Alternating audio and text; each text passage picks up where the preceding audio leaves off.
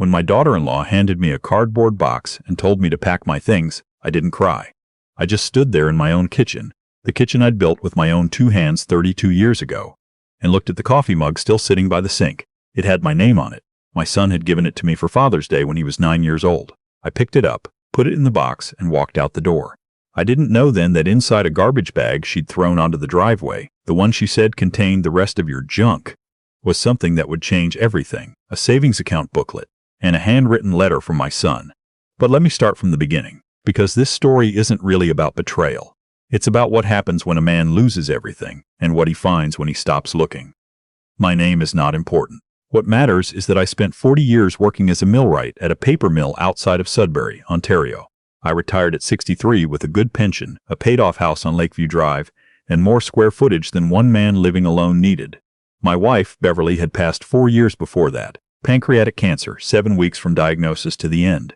You don't get over something like that. You just learn to carry it differently. My son, I'll call him my son because that's all he ever was to me, was 34 when he married Chelsea. I remember the wedding. Small ceremony out in Muskoka, September long weekend, the leaves just starting to turn. She seemed lovely, laughed at my jokes, called me by my first name right away, which I liked. I thought, this woman is going to be good for him. He'd been drifting a bit since university, bouncing between jobs, living in a basement apartment in Barrie.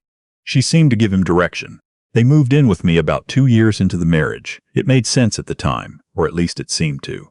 They were trying to save for a place of their own, and I had all that space.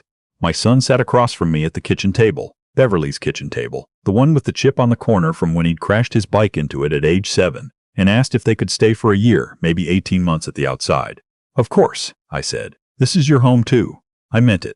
I genuinely meant it. The first few months were fine, better than fine actually. The house felt alive again. I'd cook Sunday dinners, pot roast, roasted potatoes, the green bean casserole Beverly used to make. My son and I would watch the Leafs games together, same as we had when he was a teenager, same arguments about the same defensemen making the same mistakes. I started to think that maybe the loneliness I'd been carrying since Beverly died was finally, slowly, lifting. But things shifted around month 4 or 5.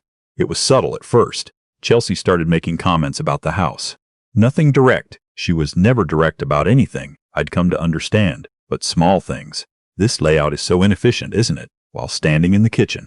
Or I just think open concept is so much more livable while looking at the wall between the living room and the den.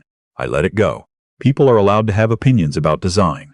Then she started on the neighborhood. Lakeview Drive was a fine street, working class, established, the kind of place where people have lived for 30 years and look after each other's properties. Chelsea had grown up in Oakville. She made that clear often. She had opinions about what a neighborhood should look like, and mine didn't meet them. Around the 8-month mark, my son came to me one evening after dinner. Chelsea was upstairs. He sat down at the kitchen table and he had that look on his face, the one he'd had as a boy when he'd broken something and needed to tell me. I used to call it his confession face. "Dad," he said, "Chelsea and I have been talking. The house prices in this area have really gone up. Your place is probably worth close to $600,000 now." I nodded. I knew. I'd had it assessed the year before, just out of curiosity. "We were thinking," he said, and then he stopped. Started again. "Chelsea thinks, and I think she might be right, that if you sold, you could get a really nice condo, somewhere downtown closer to services. And with the equity you could live really comfortably, and we could take our share of your share?" I said. He got red.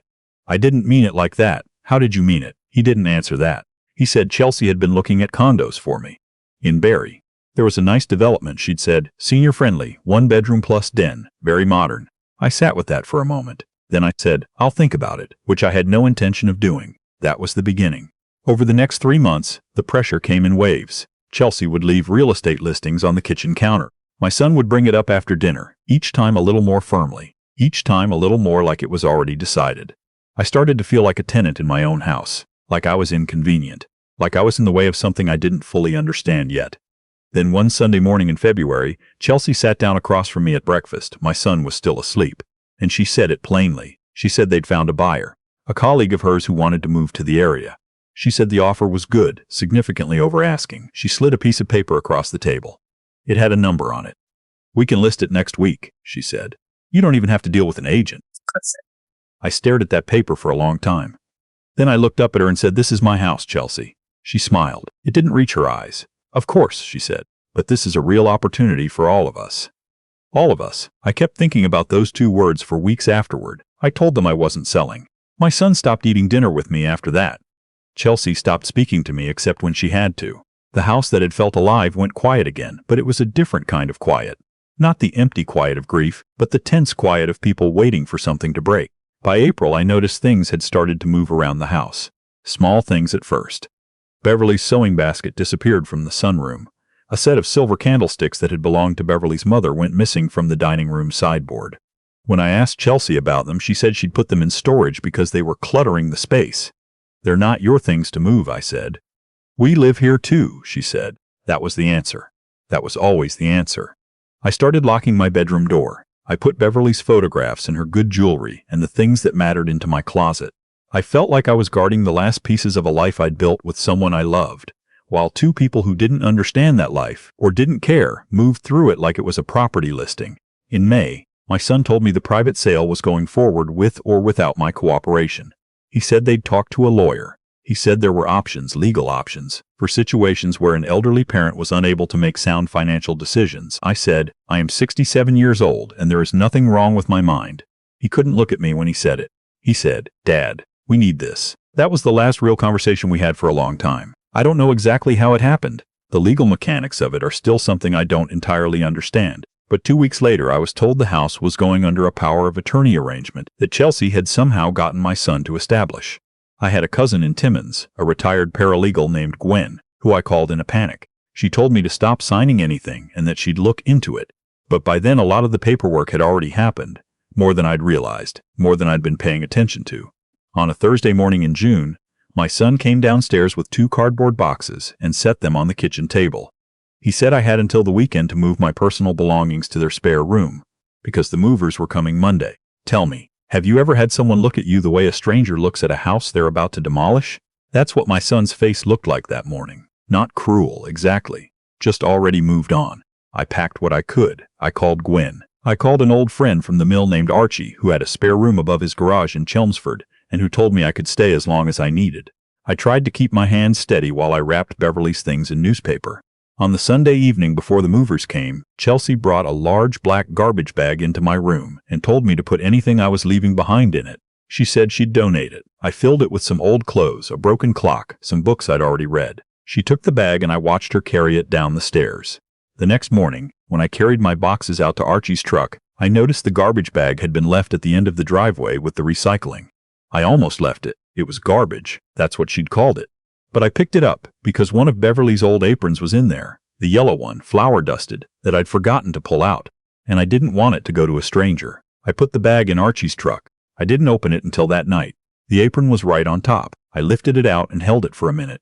Then I kept going, and at the bottom of the bag, underneath the books and the old clothes, I found a shoebox. It was sealed with packing tape, and on the top, in my son's handwriting, were 3 words. "Don't sell this."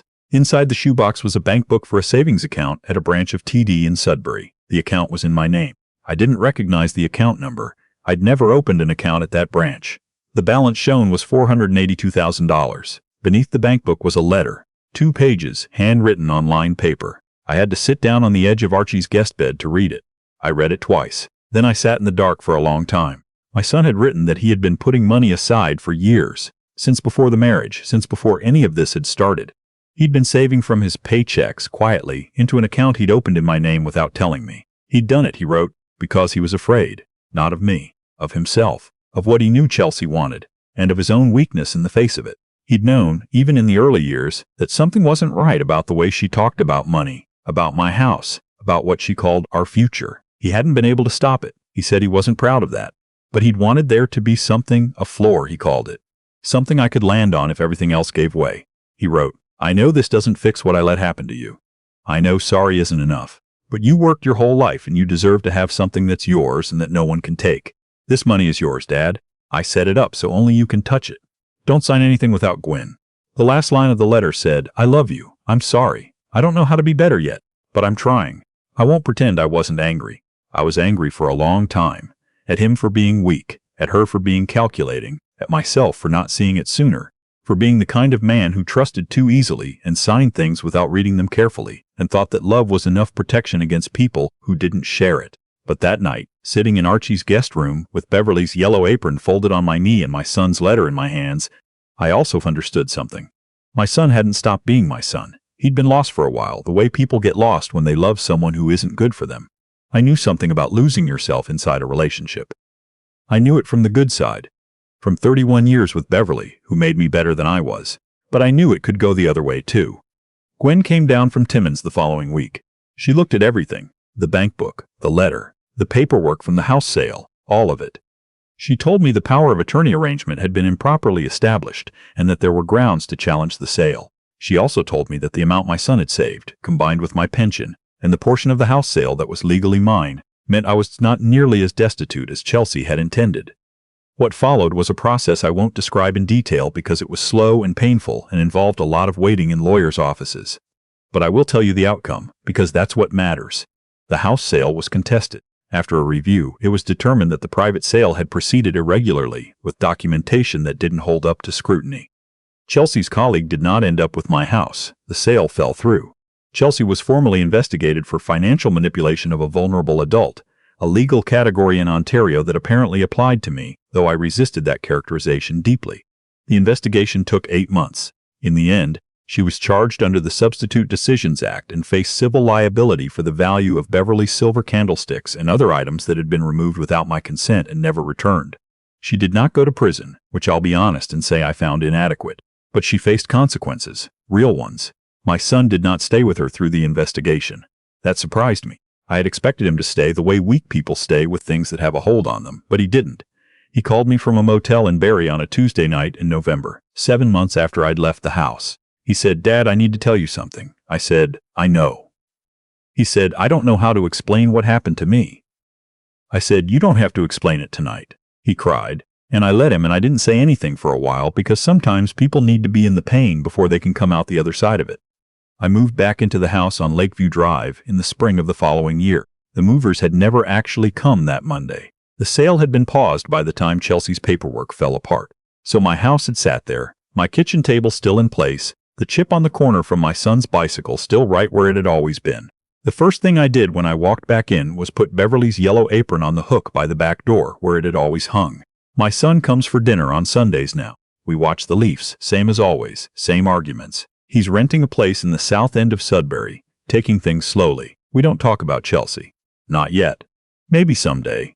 I think about what I'd say to someone standing where I was standing that Thursday morning in June, holding 2 cardboard boxes while my son wouldn't look at me. I'd say, don't let anyone convince you that your history is inconvenient. Don't let anyone rename your memories as clutter. The people who want something from you will always find a language that sounds reasonable. Opportunity, efficiency, logistics are future, and it will not sound like what it is until you're standing outside your own front door. But I'd also say this. People are complicated. My son was not a villain. He was a man who made choices I'll never fully understand. And then, when it mattered, he quietly put a shoebox at the bottom of a garbage bag and wrote 3 words on the lid. Sometimes love shows up in the strangest places. Sometimes it's buried under old clothes and broken things, at the bottom of a bag someone told you was trash. I still have the letter. It's in the drawer of my bedside table, next to Beverly's photograph. I read it sometimes late at night when the house is quiet.